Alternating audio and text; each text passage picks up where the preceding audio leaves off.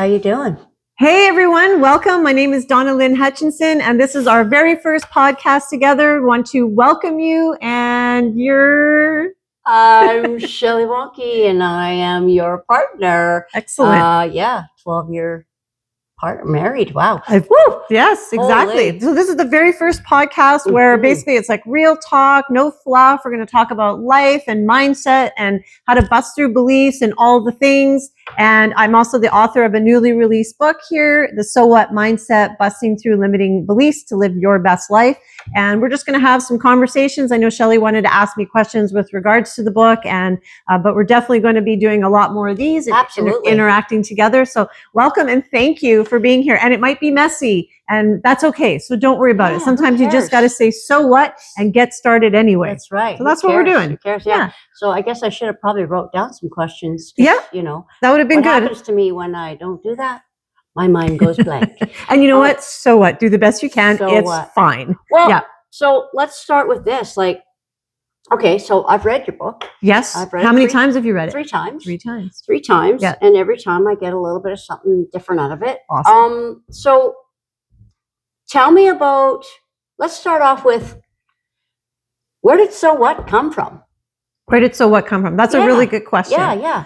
I mean, it's kind of been something that's been building up inside me for a really long time, and mainly because of my own limiting belief of not feeling good enough, in so many different ways, you know, and working through that journey myself as a person, and then going into becoming a registered clinical counselor, and of course working through other people. What started to sort of shift in me was this belief that, you know what, just even like starting this podcast, we don't have the fancy intro, and it's just so easy to want to make it perfect before you get started, but then you never start. So that's right. You're right. Yeah, you're right. So I was walking in the meadow here in Sunshine Valley, and it was just like this like quiet whisper somewhere with deep inside of me that just basically said, Donna, so what?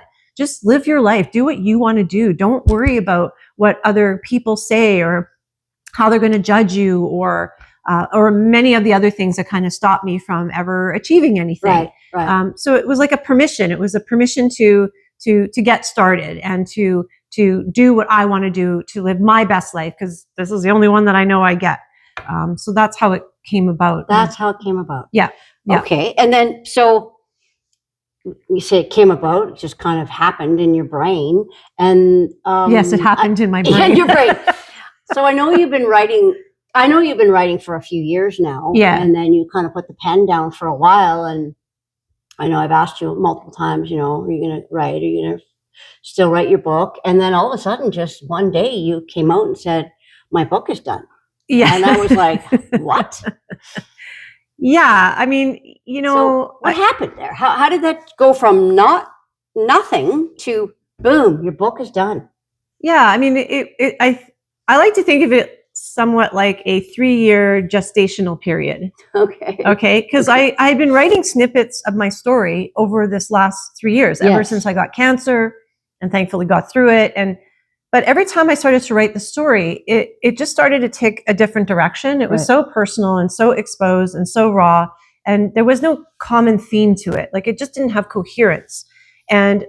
And then I read, and I'll give credit to Mel Robbins, because her book, The Let Them Theory, was amazing. I read that. And then I started to realize that I had been working with people's belief systems ever since I was in fitness, because I've been in the fitness industry for 30 years. And there was always beliefs and limiting beliefs there, and then my own. And then all of a sudden, it just kind of came together. I had the theme. I knew I was going to talk about limiting beliefs. And I remembered that walk in the meadow and those 2 little words. And it was just like the right combination of having a theme to tie it in, a mantra really to work with, and also my own story as well as my clients' stories, which is what's in the book, to help people through it. So it might have seemed like all of a sudden, and the reason I didn't say anything is because when you put things out in the world and then you don't do them, right? Right. You get the naysayers and that sort of stuff. Correct. Or you tell people that you're going to do it. Like we heard this podcast yesterday with Jay. Jay. I can't think of his last name right now. Sorry, we'll give you a shout out when we remember your last name. Yeah. But and it's right. Like if you tell people before you do it, it's easy for them to open up the criticisms, and then you could kind of shrink away from doing things. Do you take the energy away from what you're doing? Yes, that's right. To take the energy away. Correct. Just telling one person and one thing. Yeah. Can take away like 50% of that energy. That's what he says. And I agreed. I was like, oh yeah, that's so true. Yeah. So true. So tell me a little bit about the book. I know you told me kind of where it came from, that you got some of your stories. Can you give me, let's give everybody a little bit of an insight to the book. Right. And just so you know, this podcast isn't just about the book. No, it will be about other things, but it's kind of starting with I'll probably cry sometimes. Yeah. So the book, as I said, it's my personal journey. So I do share childhood, like where the limiting belief of not good enough came from. Right. That's basically how it starts. And with the book that you gave me. So Shelley gave me a book that was totally written by AI as a gag gift. And I did not take it as a gag gift at all. No, didn't take it well. She wasn't very happy. And no. I was like, oh, I've just given the worst gift ever. Yeah. And the reason that... But in turn, that turned out to be the best gift ever, because it got the juices flowing. It did.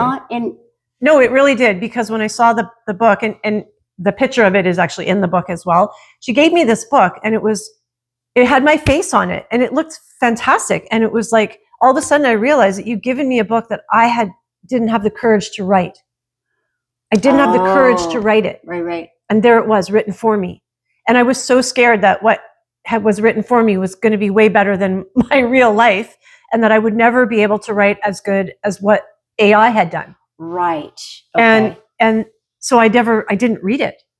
And then I thought, okay, I'm going to look at the index, and maybe I'll start writing my book based on the index. I'm like, no, I can't even do that, because I felt like I was going to plagiarize the whole book. Right. And, but it did kind of give me the kick in the pants to say, Donna, write your freaking book. Like, just write something. Write your freaking book. Yeah. Okay. So let's just circle back. Yeah. So you told me that your book is, it's got some of your life stories in there. I know what's in the book, but I'm just asking. Yeah, it starts off with, where the belief of not good enough stemmed from. And I don't try and vilify my parents or my upbringing. That's not the point. It's just to explain why I felt the way I did, and then what reinforced that throughout the years. I'm 56 now, so there's been a lot of reinforcement as to why I didn't feel like I measured up. And then what I did as a result. I became very successful in fitness. I was a public speaker. Mm-hmm. It was like overachiever, 101, perfectionist, absolutely, people pleaser, inner critic, all of the things. So I share all the stories and how it's taking me decades of time to sort of really work through all that. Right. So what you're saying is you got your some of your own personal stories in there. Yes. And how you work through it. So this would be classified as a self-help book. Yeah, how I help myself, absolutely. And I did go back to school to become a registered clinical counselor, probably also to help myself in a more clinical way, which did help. And as I've been helping other women, I work with men too, but my practice is predominantly women. As I've been helping other women, their stories are very similar. Like, they bring their own belief systems based on things that have happened to them. And so that's in here too. It's not a client, it's a compilation of clients, and how they've worked through it as well, and how we've been able to do that together. Right. So basically what you're saying is, with your book and your clients, is you're practicing every day what is in your book. Yes. Oh, and what's so interesting about that is that what I'm discovering, just like I did in fitness, and for those of you who work out or don't, it's irrelevant. That doesn't matter. But every time we do something in a workout, like a repetition, we reinforce the motor pattern within our bodies, and we could do the same in our brain. So by me seeing so many clients day in and day out talking about rewiring and belief systems and how to change them, I've come up with a pretty unique framework, and I have been practicing that framework. But every time I help another person, it's reinforcing my own work. Oh, well, that's interesting. So tell me a little bit more about that. Like, well, it's like you say, I'm good enough regardless. If you say that, 6 times a day to different people, you start believing it because you're starting to say it all the time. I'm hearing those positive messages more within myself and sharing that with others on a regular basis.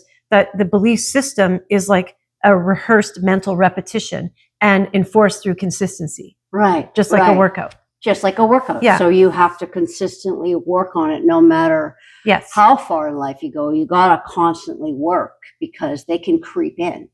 Oh, absolutely. It's not like these belief systems go away. They don't go away. They're part of your history. They're part of your narrative, and they have the potential to resurface if you're triggered. So, why did it take so long to get the podcast up and running? Maybe the belief of not good enough to do this was running under the surface. So, but I know how to handle it better now because I have the tools. And by no means is this book making anything simplistic about how to do this. No. Right? Even to say to live your best life. I mean, listen, you still got to do work. And even then, we can do the best that we can. So there's nothing in here that's like, I didn't write it to make it seem a simplistic journey. No. I just wrote it to show what's possible for people. And life is a work in progress. We always have to continually work on ourselves. Yeah. To move through life because life changes and ebb and flows. So it's a constant work in progress. Oh, absolutely. It's like working out. You can't just get the body you want and then put it down and it's all good. But you got to maintain it. You're right.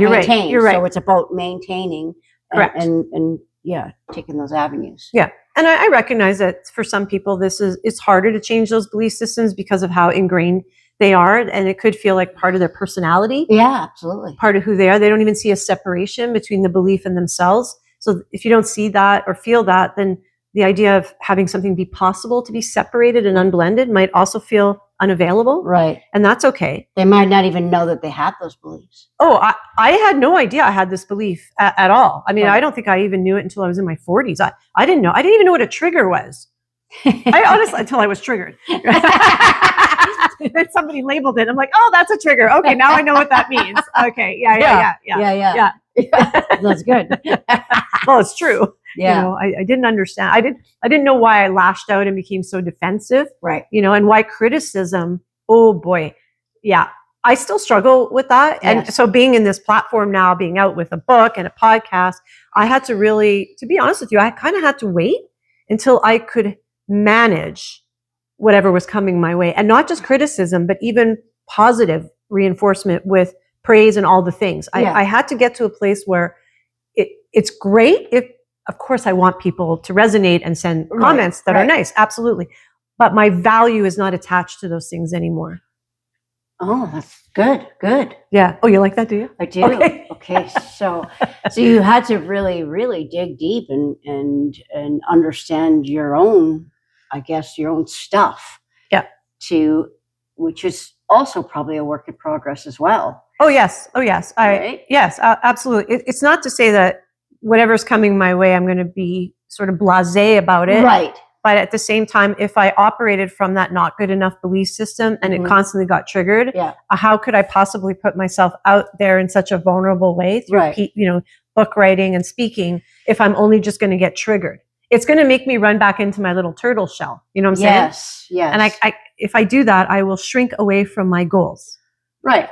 Right. So if you get a comment, I don't know, I can't even think of a comment right now, but if you got a comment, like, I guess let's call it a negative comment, you now possibly have the tools to deal with that. Yeah. Yeah. Is that correct? I'd like to think so. Right. I mean, we're not. I often say to myself, read your own book, Donna, because, sometimes it's difficult. I don't know. I mean, so far, knock on wood, things have been very positive. But at the same time, if I look for the positive and assign my worth and value and my work to the positive, then I'm still attaching myself to the outcome of the experiences of others. Right. Of course, I'm happy if somebody reads the book or listens to this and makes a positive change and they want to share that with me. I think that's fantastic for the other person and that's the whole reason about doing this is to help people. Right. But at the same time, I have to recognize that just have to be mindful of where I sit with all that. Right. Does that make sense? I think so. Okay. If not, well, meh. No, I think it makes sense. Yeah. Wow, I don't have a question right off the bat. Well, do you remember what was most impactful for you? Like when you were reading it? When I was reading it. I know you don't like to be put on the spot with questions. No. Well, I think your personal stories. were quite impacted me a lot. I mean, I know some of your personal stories. Some I maybe didn't know to the depth what you put in the book. I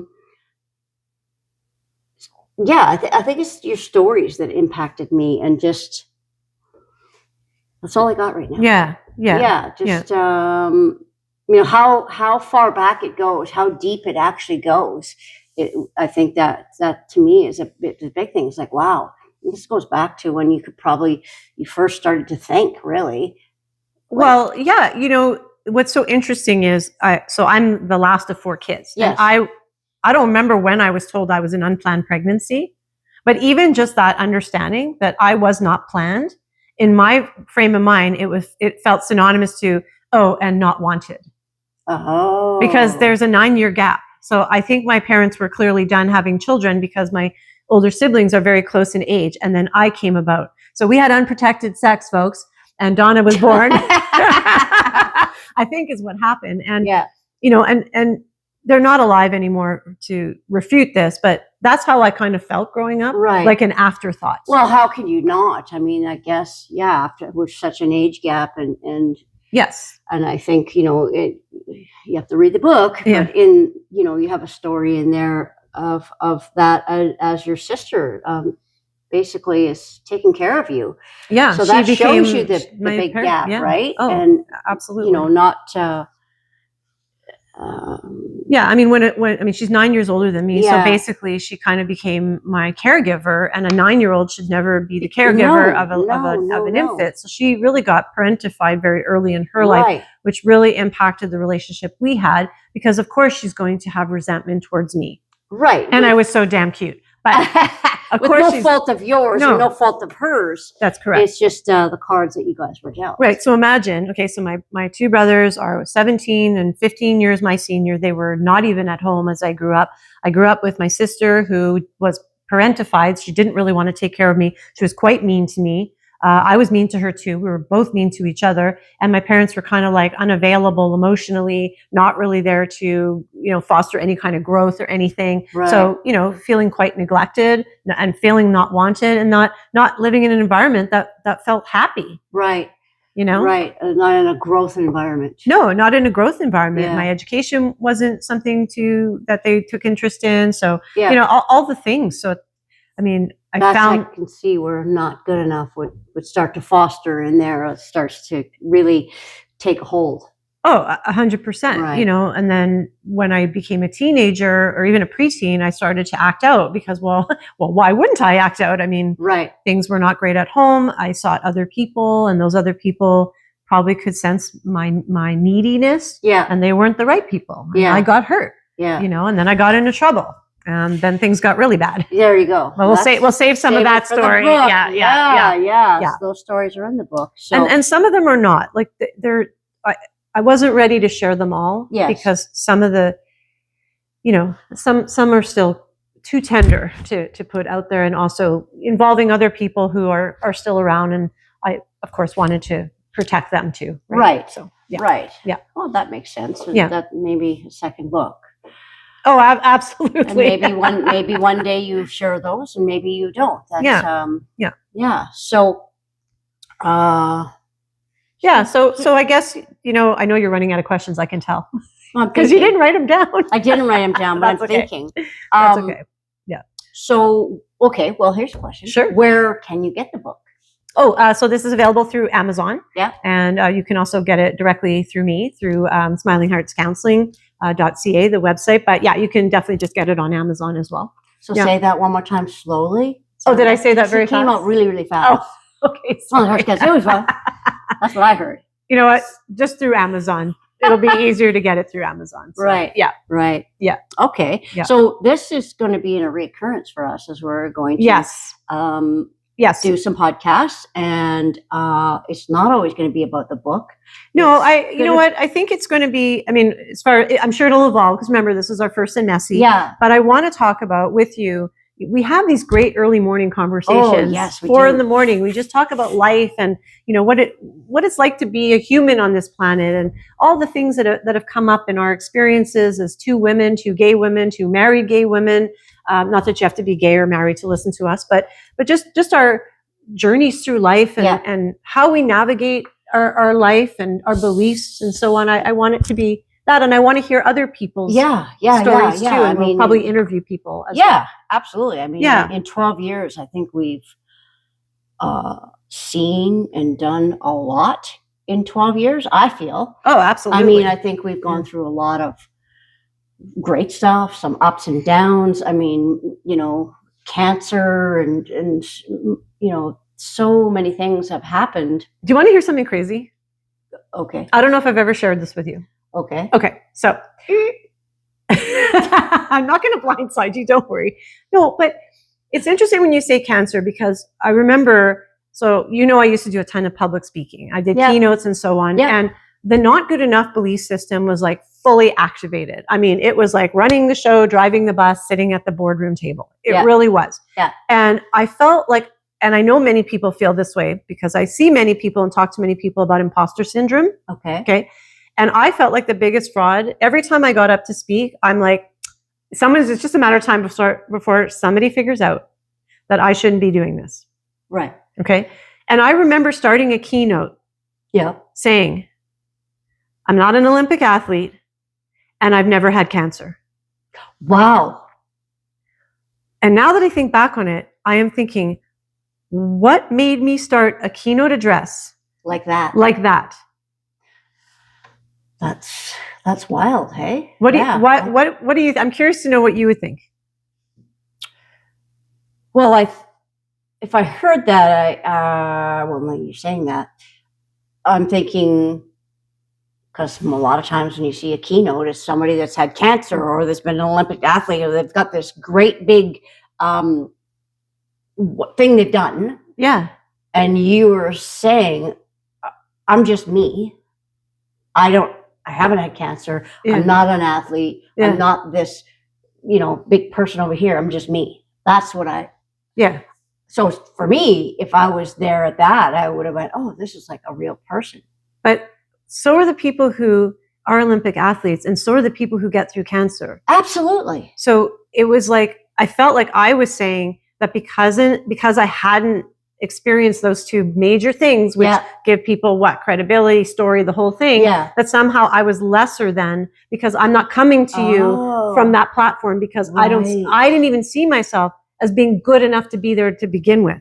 And I was highlighting that right out front to say, and almost like discounting, why should you even listen to me? If I haven't done something amazing, why would you want to hear me?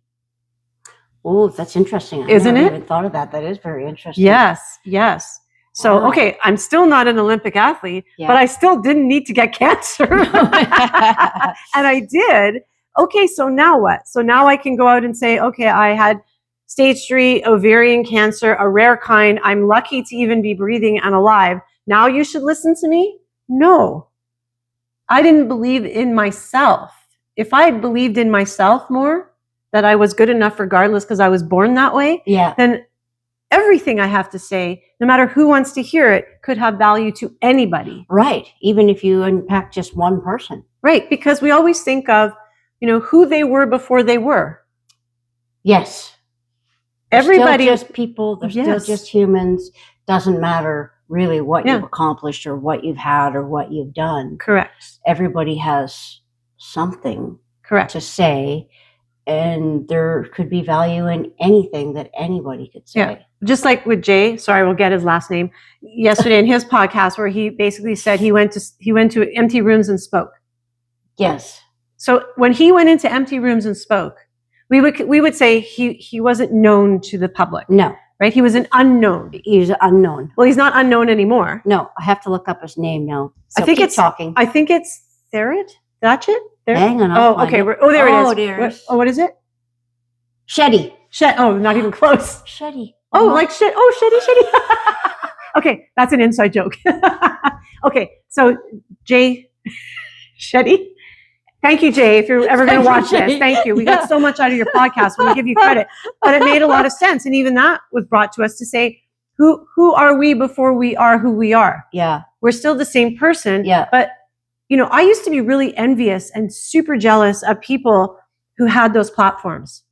I was because, but now I realize that they've worked really hard for them. Right. They, day in and day out, they've done the consistent things to do the things that they need to do to get where they needed to go. Yes. I don't need to be envious of those people. I can look at them and say, wow, look at the possibilities. Look where I can go if this is what I want. Yes. Be grateful for where the journey has come from, as Jay says, but also look forward to see what other things are possible. And that's what this is all about. Right. That's what this is all about for everybody. Anything is possible.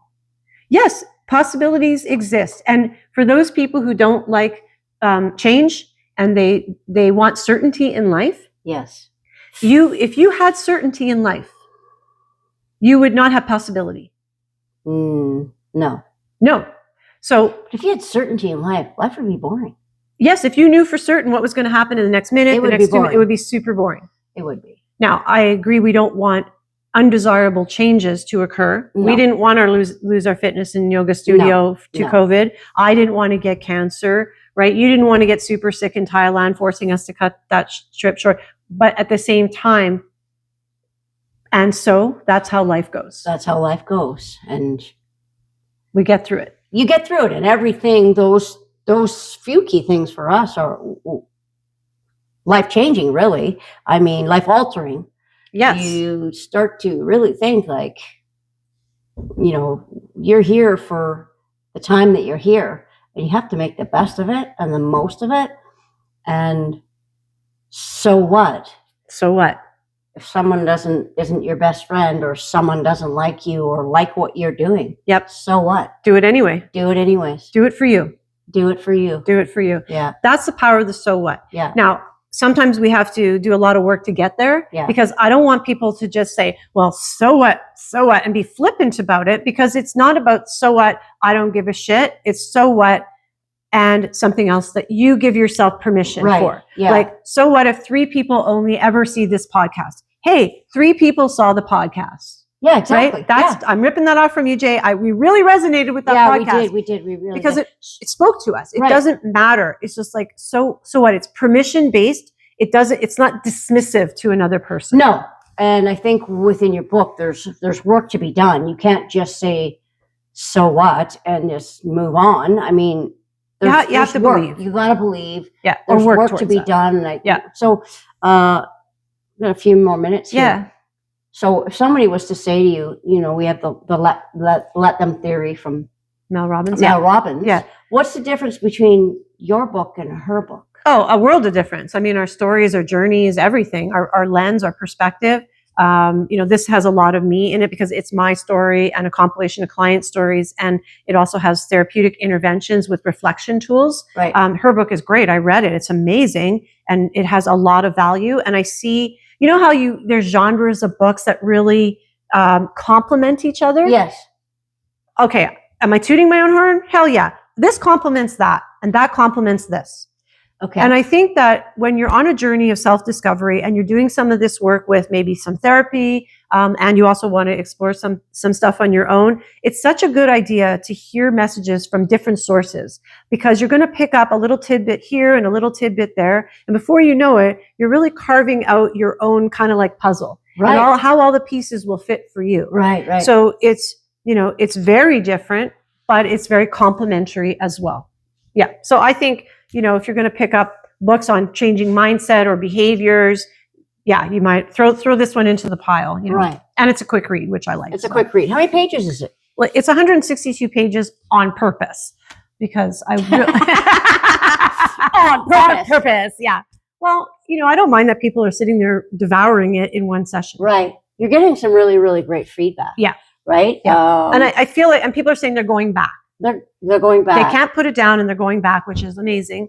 They're sending you little excerpts, excerpts from your book, which is always really super cool to get. I see you, light up when that happens. And sure. I agree. I'm not a reader. I don't read a lot, and I couldn't put it down either. Yeah, thank you. Yeah. So I didn't pay her to say that, and I know she's biased, but you know, But whatever. I did buy a book. Yeah. I've read it 3 times, but I asked, this is my copy. I Yeah, believe. that is your copy. That is your copy. So yeah. Even from her, I want the royalties. No free rides. There's nothing wrong with that. No. Just being honest. Yeah. So we got 30 seconds. Yeah. What's your final word? Well, for one, I just want to thank anyone who's watching this on our first very messy journey into this world of podcasts, which I'm sure we'll refine, but it's okay for it to be raw and real and authentic.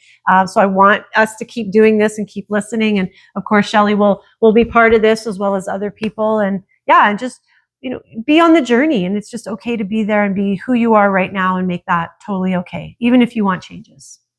And you? That's it. You wrapped it up really nicely, and I think you're right. Just be on the journey. Yeah. And thank you for coming.